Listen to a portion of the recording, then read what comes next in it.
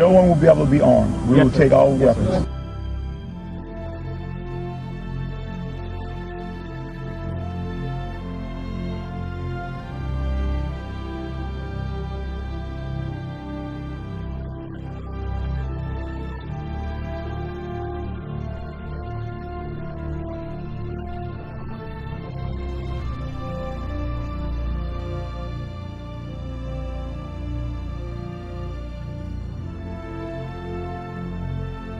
Every service member has an obligation, not just that they can refuse an illegal order or an unlawful order. They have an obligation to.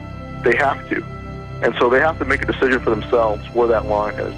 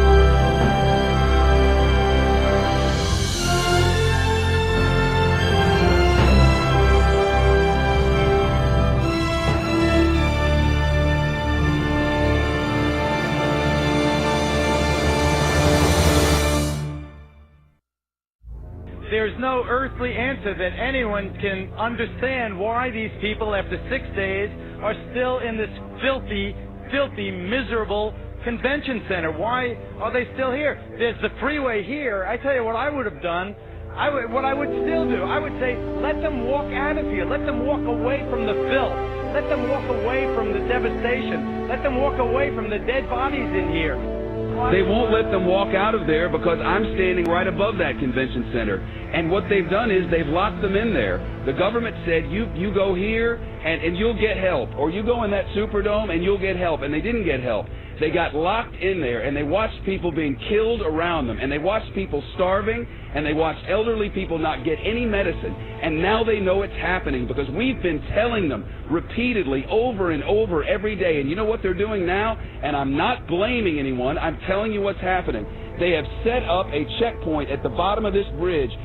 This is the bridge that takes you from New Orleans over into Gretna, from Orleans Parish into Jefferson's Parish. It's the only way out. It's the connection to the rest of the world. And they've set up a checkpoint, and anyone who walks up out of that city now is turned around. You are not allowed to go to Gretna, Louisiana from New Orleans, Louisiana. Over there, there's hope. Over there, there's electricity. Over there, there's food and water. But you cannot go from there to there. I think the government will not allow you to do it. It's a fact. I don't know, man.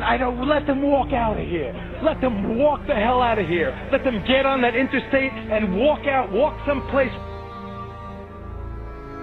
We had Walmart deliver 3 trucks of water, trailer trucks of water. FEMA turned them back.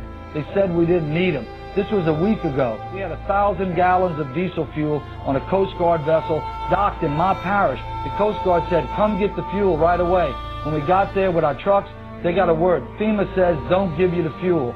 Yesterday, FEMA comes in and cuts all of our emergency communication lines. They cut them without notice. Our sheriff, Harry Lee, goes back in. He reconnects the line. He posts armed guards on our line and says no one's getting near these lines. That's why we issued our declaration of 10 orders that we will not obey. And what those are designed to do is to get the troops thinking ahead of time about where the line in the sand is in advance. And that's what we're hearing in feedback from people in National Guard units is that in Katrina, that's kind of what happened, is the police and the military there, the National Guardsmen, were caught off guard and really hadn't thought about it in advance. Walking up and down these streets, you don't want to think about the stuff that you're going to have to do if somebody pops around the corner. We shoot in America. Yeah. And what we're hearing is that it won't be the same way next time. There'll be more who will say, no, I'm not going to do that.